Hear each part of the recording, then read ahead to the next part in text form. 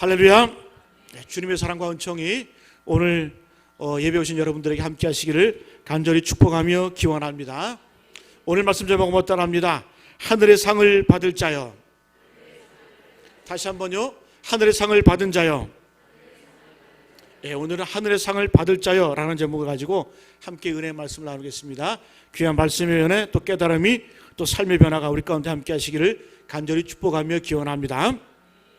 자, 오늘 우리가 이제 2015년도 12월, 그것도 마지막 달입니다. 중순을 향하고 있습니다. 한 해를 마감하는 12월이 되면 항상 등장하는 일이 있어요. 그죠? 연말 되면. 그게 뭡니까? 상 받는 일이에요. 상 받는 일.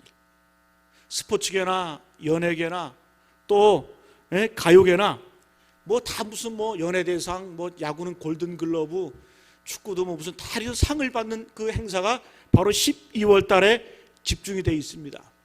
여러분, 12월이 어떤 달이니까 그래요? 12월은 한 해를 결산하는 마지막 달이기 때문에 모든 상이 바로 12월 달에 집중되어 있습니다.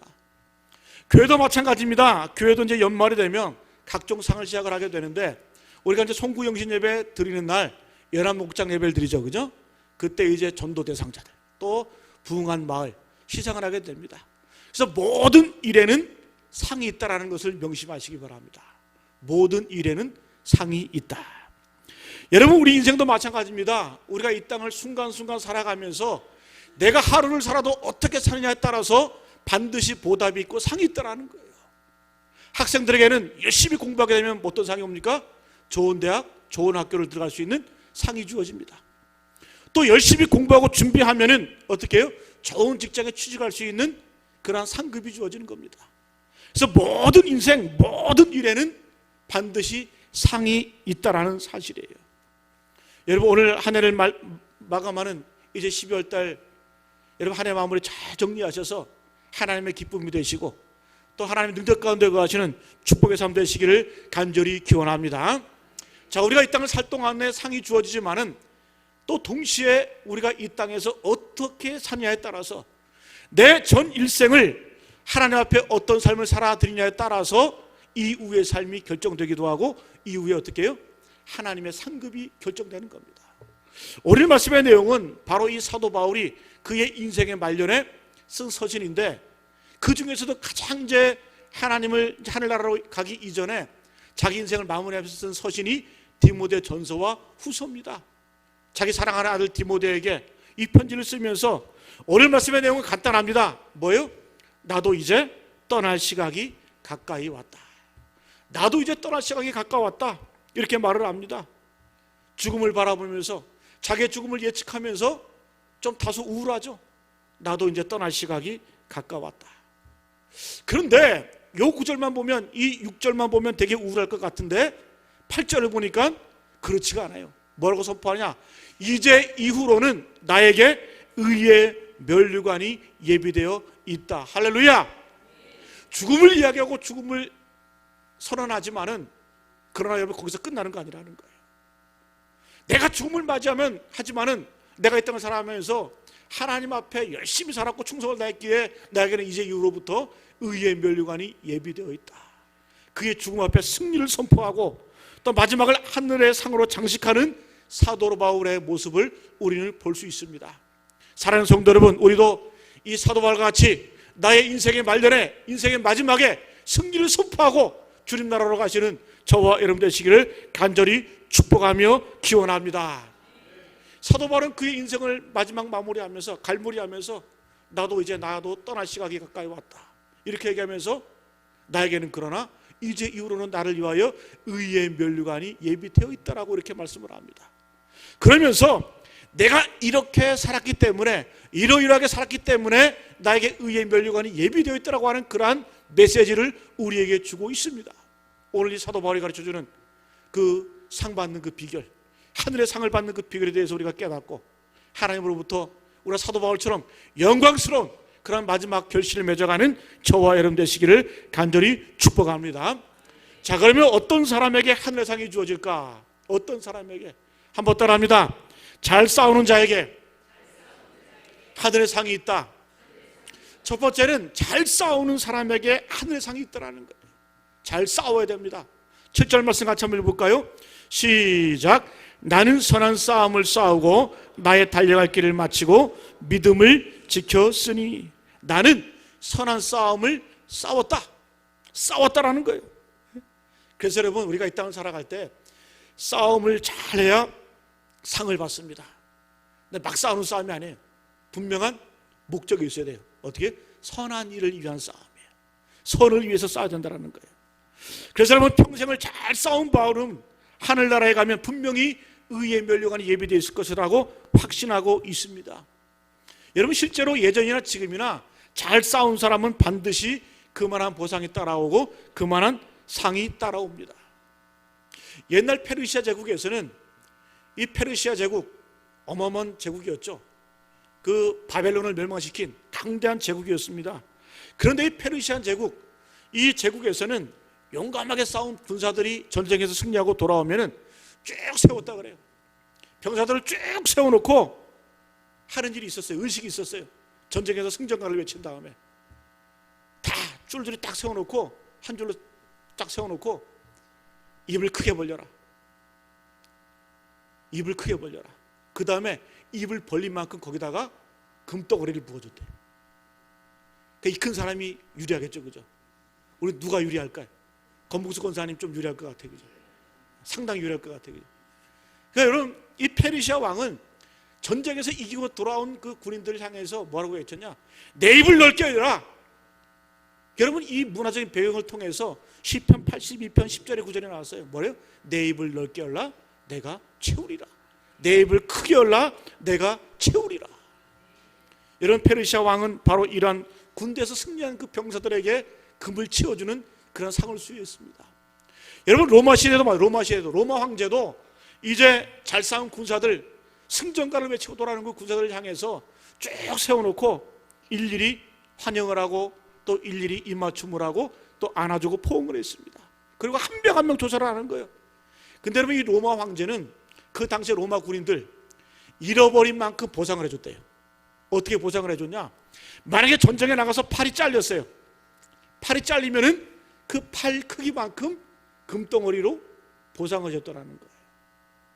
또 만약에 보배다가 이 다리가 한쪽이 잘리면 어떻게 해요? 그 다리만큼의 크기의 금덩어리로 보상해 줬다는 거예요. 또 어떤 사람은 심지어 전쟁을 하다가 두 다리를 잃은 사람도 있어요. 그러면 어떻게 해요? 이 두 다리만큼의 황금덩어리를 만들어서 보상을 해줬다는 거예요. 반드시 보상이 있다는 거예요. 두 다리로 황금덩어리를 만들어서. 부러우세요? 저는 안 부러워요. 두 다리 있는 게 더 멀쩡한 게 더 나을 것 같아요, 그죠? 근데 이 말은 뭐냐? 반드시 잘 싸운 자들에게는 상을 줬다는 거예요. 여러분, 우리 인생도 마찬가지입니다.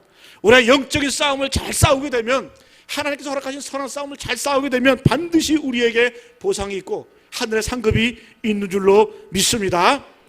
그럼 우리가 뭘 싸워야 되냐? 한번 따라합니다. 자기 자신과 잘 싸워야 된다. 여러분, 우리가 이 땅을 살아가면서 제일 먼저 싸움의 대상은 바로 내 자신이에요. 내 자신을 쳐서 복종시키고 나를 변화시키지 않으면 이 세상이 변화되지 않습니다. 또 동시에 가장 이기기 힘든 상대가 누구냐? 바로 자기입니다. 그 다음 시편 기자는 이렇게 말합니다. 잠언 16장 32절 말씀 같이 한번 읽어봅니다. 시작.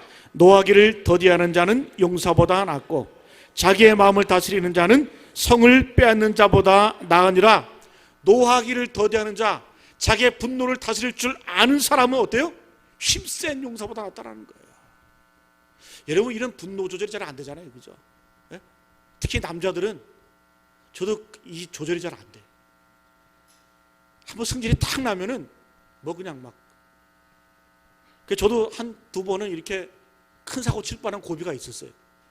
누굴 뭐 팬다거나, 운전하다가 가로막고 그냥 목을 잡고 뭐 이렇게 한다거나 패대기를 친다거나, 거기까지 가려다가 이 마른 경우가 참 몇 번 있는 것 같아요. 만약에 그랬으면 어떻게 했어요? 그때 전도사 때였는데, 전도사가 경찰서 왔다 갔다 해보세요. 그게 뭔 망신이에요, 그죠? 순간 아찔하더라고요. 여러분, 그렇습니다. 우리가 남자건 여자건 간에 이 자기 분노 조절을 잘해야 어떻게 해요? 그 사람이 인격이 성숙이 되는 거예요. 또 자기의 마음을 다스리는 자는 성을 빼앗는 자보다 낫다라는 거예요. 그만큼 자기 마음이 어떻다라는 거예요? 마치 성을 정복하는 것처럼 힘들다라는 거예요. 그러나 여러분, 우리는 어때요? 그 싸움을 해야 됩니다. 늘 자기 자신과의 싸워야 되는 거예요. 나를 통제하고 낯을 다스리고 나를 자신을 쳐서 복종시키고 그런 삶을 살 때에 우리의 인격은 어떻게 해요? 하나님이 원하시는 그러한 삶을 살게 될 줄로 믿습니다. 저는 우리 같은 지방 중구 용산 지방에 그 청파교회 김기성 목사님이 계신데, 그분이 그 신문에도 많이 나오시고 또 여러 가지 이제 매스컴에도 많이 나오는 분인데, 이제 기자들이 그분한테 질문을 했어요. 제가 이제 누구한테 들은 얘기인데, 기자들에게 질문을 했다 그래요. 기자들이 질문했다 그래요. 지금까지 목회를 잘 해오시고 또 이제 어떻게 보면 목회의 마지막이신데, 그분 저는 그렇게 한 번한테 연세가 꽤 많으시더라고요, 김기성 목사님이. 근데 이제 그 질문을 하더래요. 이렇게, 이제 앞으로 이제 남은 목회의 목표가 무엇입니까? 또 비전이 무엇입니까? 이렇게 질문했대요. 근데 이 기자들은 질문할 때 뭔가 큰 거 좀 기대를 하고 뭔가 좀 대단한 걸 기대를 하고 질문했다라는 거예요. 그런데 그 김기성 목사님이 하는 말이 딱 한마디 하시더래요.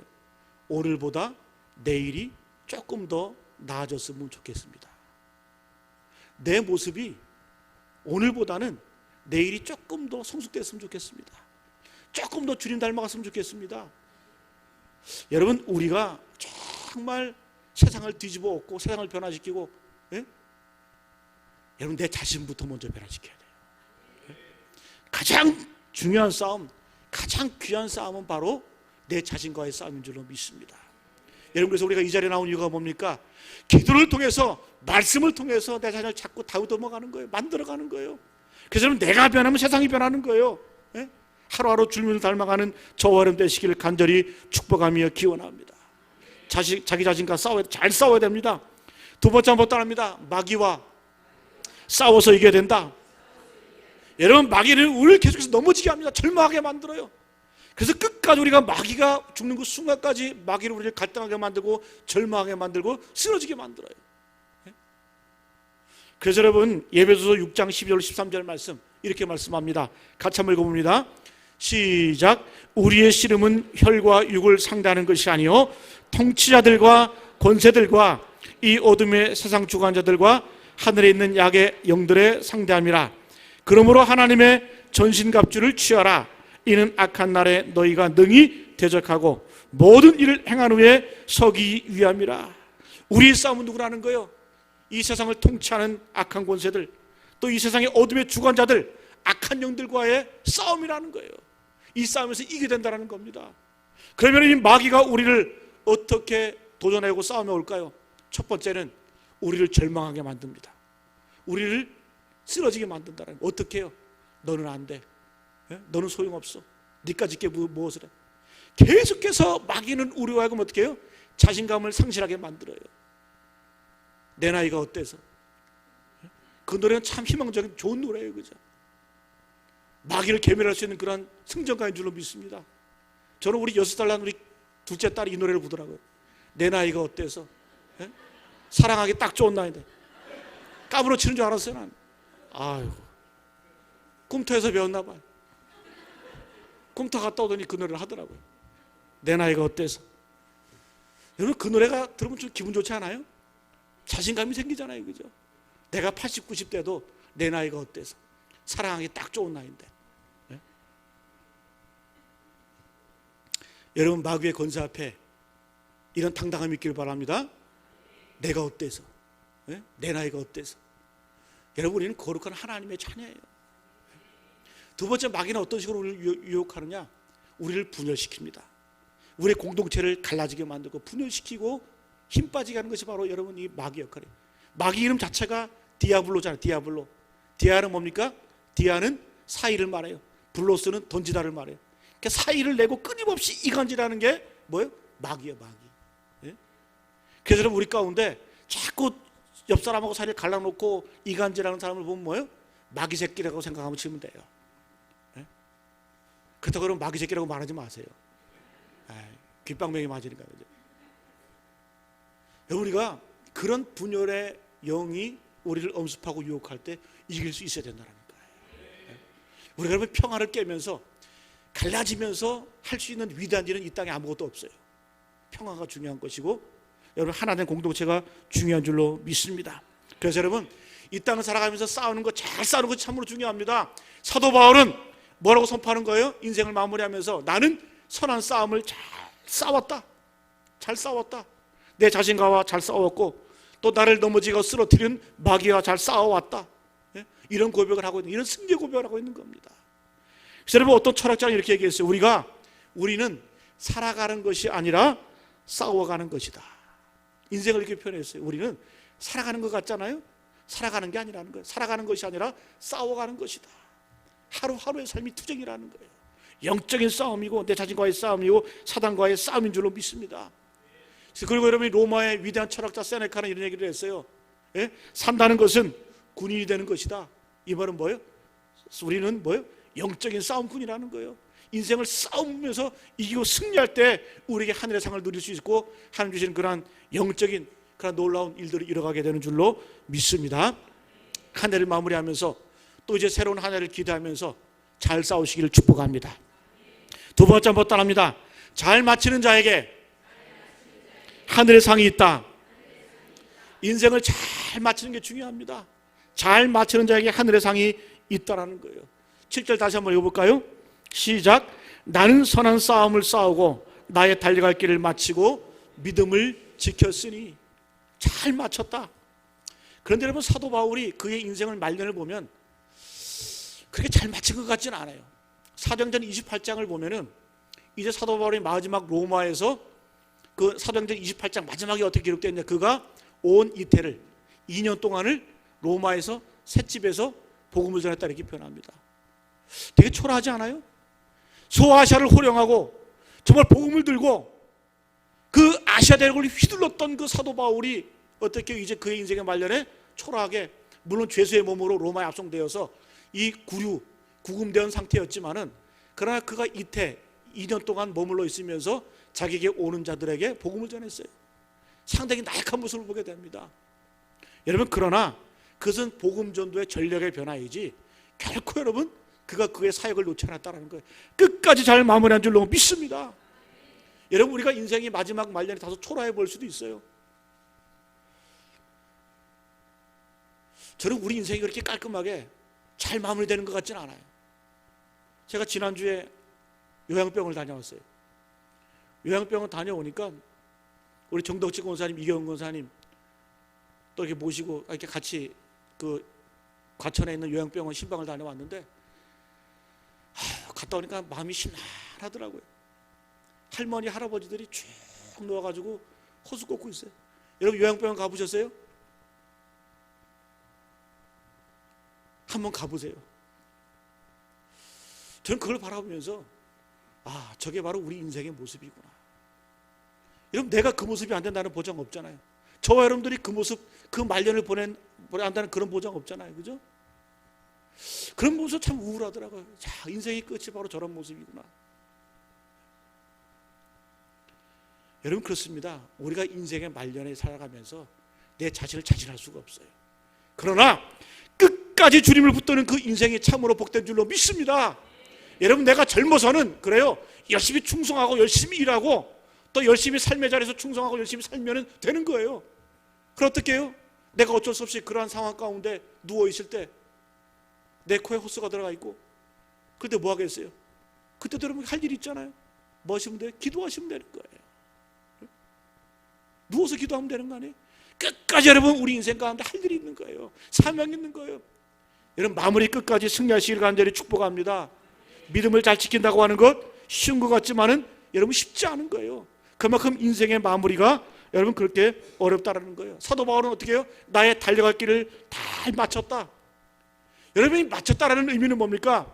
마쳤다라고 하는 것은 분명한 목적이 있었다라는 거예요. 목표가 있었다라는 거예요. 여러분가 산 정상에 오를 때, 산에 오를 때 정상에 딱 도착하면 뭐합니까? 다 왔다 그러잖아요. 그죠?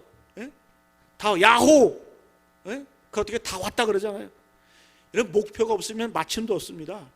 근데 우리가 인생을 살아가면서 목적이 없는 인생은 내가 인생을 잘 마쳤는지 못 마쳤는지 그걸 모르고 살 때가 얼마나 많이 있어요.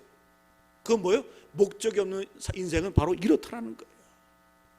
1925년 노벨 문학상을 탄 이 조지 버나드 쇼라는 분이 있어요. 상당히 달변가였어요. 글도 잘 쓰고. 이 버나드 쇼라는 분이 마지막에 묘비명에 이렇게 적었어요. 자기 묘비명에 우물쭈물 하다가 내가 이럴 줄 알았다. 참 우리 인생을 잘 말해주는 거 아니에요? 그가 마지막 죽음 숨져가면서 자기 묘비명에 그렇게 써는 거예요. 예? 우물쭈물 하다가 내가 이럴 줄 알았다. 참 우리에게 웃음을 주기도 하지만은 그 한마디에 뭐예요? 큰 깊은 인생의 철학이 담겨 있는 거 아니에요? 여러분, 김종필 씨도 연세가 많으시잖아요, 그죠? 근데 지난번 80살 때에 그분이 어느 신문 그런 내용을 썼더라고요. 내가 80년을 살았는데 79세까지 헛된 인생을 살았다. 예? 그렇게 자기 인생을 표현하는 거예요. 여러분, 아무리 그래도 자기가 인생을 헛살아서 그렇다는 표현이 아니겠죠. 우리 인생을 그렇게 표현하고 있는 거예요. 그만큼 순식간에 빨리 지나가고, 내가 뭔가 이런 것 없이 빨리 지나간 것이 바로 우리 인생이라는 거예요. 잠시 있다가 없어지는 그런 안개와 같은 것이 바로 우리 인생이라는 거예요. 그런데 여러분, 인생의 목적이 없으면, 인생의 비전이 없으면 그런 짧은 시간을 허둥지둥 허겁지겁 그냥 흘려버린다는 거예요. 여러분, 오늘 이 밤에 하나님이 나에게 주신 그러한 인생의 목적이 무엇인가 다시 한번 발견하시길 바랍니다. 내가 이 땅에 왜 존재하는지, 내가 왜 하나님의 자녀로 사는지, 내가 왜 예수 믿고 또 예수님과의 공동체에서 살고 있는지, 여러분 분명한 목적을 발견하시고 분명한 사역명을 발견하시고 분명한 사역을 다시 한번 재점검하시는 저와 여러분 되시기를 간절히 축복합니다. 여러분, 예수님도 분명한 목적이 있었어요. 예수님의 목적은 뭐였습니까? 십자가를 지는 거였어요. 여러분, 그때 주님께서 뭐라고 말씀하셨어요? 십자가에 달려 죽으시면서 그 인생의 마지막 고통, 그 피눈물을 흘리면서 뭐라고 말씀하셨어요? 다 이루었다. 목적을 이뤘기 때문에 다 이뤘다고 말씀하는 거예요. 왜? 예수님의 목적은 십자가였기 때문에 다 이루었다라는 거예요. 사도 바울의 목적이 뭡니까? 그는 로마로 가는 게 목적이었어요. 왜? 모든 세상의 길은 로마로 통하기 때문에. 그 당시 여러분이 로마가 세계를 지배하면서 정복하는 곳곳마다 어떻게 해요? 도로를 잘 뚫어놨어요. 그래서 이 로마만 복음화가 되면 어떻게 해요? 그 도로를 타고, 모든 길은 로마로 통하기 때문에 그 길을 타고 복음이 순식간에 뻗어나가는 거예요. 사도 바울은 그 비전을 본 겁니다. 그리고 어떻게 해요? 죄수의 몸이 되어서까지 그 목표를 향해서 달려갔잖아요. 오죽하면 죄수의 몸을 입고 로마까지 갔어. 어쨌든 갔잖아요, 그죠? 그리고 복음을 전했잖아요. 여러분, 분명한 목적을 간절히 축복합니다. 여러분, 그 로마에서 사도 바울은 그의 인생의 말년을 쓸쓸히 보내면서 나의 떠난 시각에 가까웠다. 그러나 이제 이후로는 나에게 의의 면류관이 예비되어 있다. 이런 승리를 외치고 간 줄로 믿습니다. 여러분, 그렇습니다. 우리의 겉사람은 날로 후패져 갑니다. 망가져 갑니다. 그러나 우리의 속은 날로 새롭도다. 이런 고백의 길을 간절히 축복합니다. 여러분, 사도 바울은 로마라고 하는 그런 분명한 목적이 있었습니다. 성경에 나오는 많은 인물들이 다 어떻게 해요? 목적이 있었어요. 아브라함에게는 어디입니까? 가나안이 있었고, 모세에게도 가나안이 있었어요. 또 여러분, 야곱에게는 그의 본향이 있었어요. 다 목적이 있었어요. 그리고 그 목적을 향해서 달려갔어요. 그랬을 때 후회 없는 인생을 살게 된 줄로 믿습니다. 설사 그 목적이 달성되지 않았다 할지라도 그 과정의 승리가 바로 우리 인생의 승리를 안겨다 주는 줄로 믿습니다. 여러분, 모세의 목적이 어디라 그랬어요? 가나안 땅이었잖아요. 근데 모세가 가나안 땅에 들어갔습니까? 못 들어갔습니까? 못 들어갔죠. 그냥 쳐다만 보고 그의 인생의 말년은 그냥 쓸쓸하게 산 위에서 홀로 쓸쓸하게 죽음을 맞이합니다. 그가 목적은 실패했지만은 그 인생의 과정이 뭐예요? 하나님과 동행하는 삶이었고, 하나님의 사역, 그 사명을 감당하는 삶이었기에 목적이 달성되지 않았다 할지라도 그의 인생은 승리한 줄로 믿습니다. 여러분, 다윗의 그 인생의 말년의 그 목적이 뭐였습니까? 하나님의 성전을 짓는 거였어요. 근데 다윗이 성전을 졌습니까? 못 졌습니까? 못 졌죠. 목적이 실패한 거 아니에요? 그럼에도 불구하고 다윗의 인생이 영광스러운 이유는 뭐냐? 바로 그거예요. 그 과정까지 목적을 바라보고, 여러분, 목적, 그 목표는 하나님이 허락하시고 안 하고 하나님 책임이에요. 우리 어떻게 해요? 그 목적까지, 내 과정 가운데, 인생의 과정까지 주님과 동행하면서 열심히 충성하고 열심히 달려갈 때, 그 달려갈 길을 끝까지 잘 마칠 때 그 자체가 축복인 줄로 믿습니다. 여러분, 그렇습니다. 우리가 사는 그 순간까지 목적을 바라보지만은 그러나 그 목적을 이루고 아니고는 바로 하나님이 하실 일이에요. 우리는 거기까지 가면 되는 겁니다. 모세가 가나안 땅을 못 들어가고 다윗이 성전을 지었다 못 지을지라도 그들의 인생은 영광스러웠습니다. 하나님 앞에 더욱더 칭송을 받았습니다. 달려갈 길을 잘 마치시기를 축복합니다. 끝까지. 한번 따라합니다. 마지막으로 잘 지키는 자에게 상이 있다. 잘 지키는 자에게 상이 있습니다. 7절 다시 한번 읽어볼까요? 시작. 나는 선한 싸움을 싸우고 나의 달려갈 길을 마치고 믿음을 지켰으니. 믿음을 지켰다. 우리가 지킬 것이 참 많이 있죠, 그죠? 내 건강도 지켜야 되고 내 재물도 지켜야 되고 명예도 지켜야 되고, 그러나 가장 중요한 게 뭔 줄 아세요? 믿음을 지키는 게 가장 중요합니다. 무엇 때문에 사도 바울이 무엇 때문에 굶주리고 헐벗고 매맞고 고생했습니까? 복음이라는 목적도 있었지만은 자기 자신의 믿음이 있었어요. 내가 믿음, 이 어떤 신념, 내가 버리지 않겠다. 여러분 그렇습니다. 다윗의 인생이 영광스러운 이유는 뭔 줄 아세요? 다윗을 바라보면 다윗의 그 인생을 사무엘 상하를 읽어보고 열왕기 상을 쫙 읽어보세요. 다윗의 인생 가운데 기적이 없어요. 바다가 갈라지거나 갑자기 태양이 멈춘다거나 그런 기적이 하나도 없어요. 여러분 다윗은 인생의 여정 가운데 아플 거 다 아팠어요. 매맞을 거 다 맞아봤어요. 인생의 슬픔 겪을 만큼 다 겪어봤어요. 기적이 없어요. 그럼에도 불구하고 다윗의 인생의 영광스러운 뭔 줄 아세요? 끝까지 변하지 않았다는 거예요.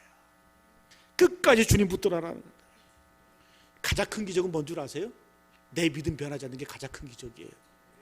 저는 그래요. 저는 이제 인생의 말년에 이제 또 임종을 앞에 둔 그 어르신들 이렇게 바라보면서 끝까지 평생 동안 믿음 변하지 않고 그 믿음 접어지지 않고 오로지 주님 붙들고 살면서 그 믿음 지킨 거, 그게 가장 위대해 보이더라고요.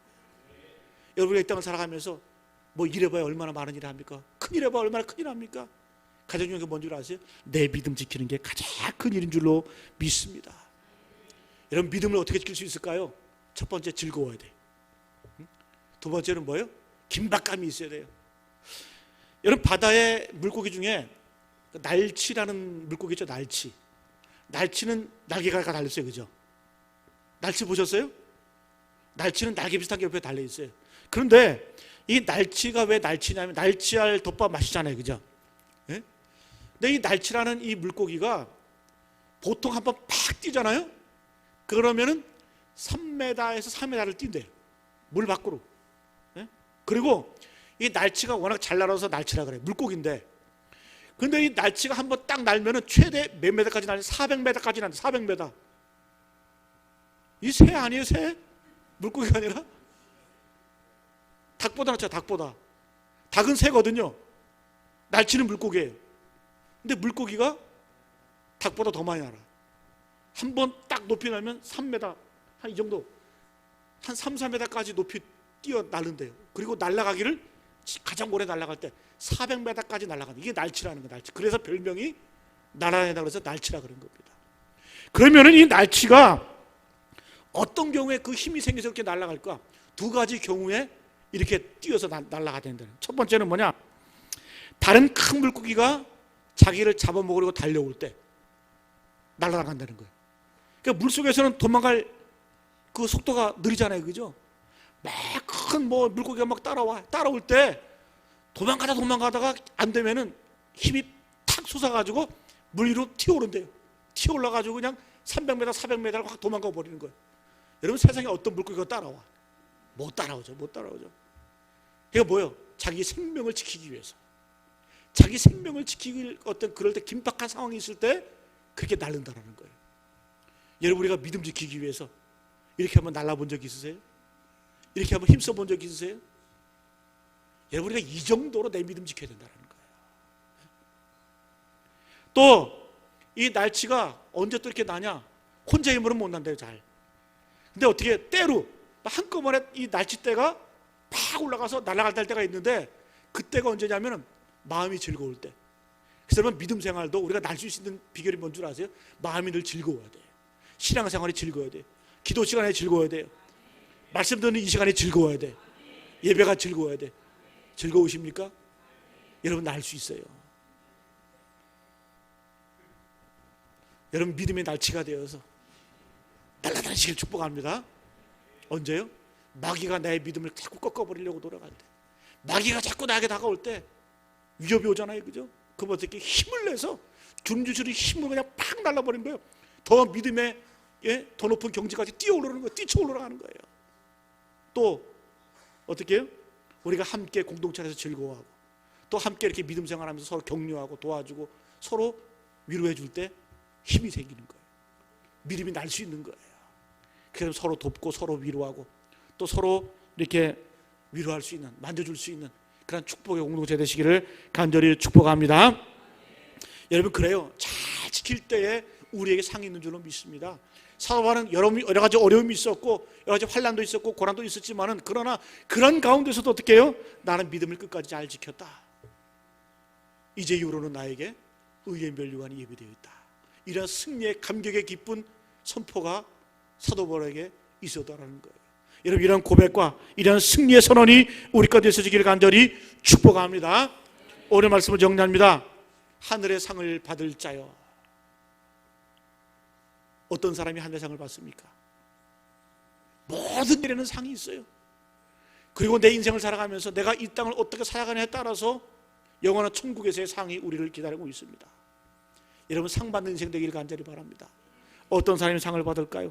잘 싸우는 자에게 하늘의 상이 있는 줄로 믿습니다. 내 자신과 잘 싸워야 돼요. 또 악한 마귀의 유혹 앞에서 그 싸움을 잘해야 되는 거예요. 우리는 여러분 싸움꾼이 돼야 돼요. 두 번째는 뭡니까? 잘 마치는 자에게 하늘의 상이 있습니다. 그렇습니다. 우리가 끝까지 믿음을 잘 마치고 믿음의 영을 간다라고 하는 것 쉬운 일 아닙니다. 그러나 주님 붙들고 승리하며 나갈 때 하늘의 상이 우리에게 주어지는 줄로 믿습니다. 그러면 잘 마치기 위해서는 목표가 있어야 돼요. 예수님에게는 십자가 있었고 모세에게는 가나안 땅이 있었고 그 목적이 그 사람들을 다 이끌어간 거예요. 신앙의 여정을 만들어간 거예요. 그리고 마지막으로 어떻게 합니까? 잘 지키는 자에게 상이 있는 줄로 믿습니다.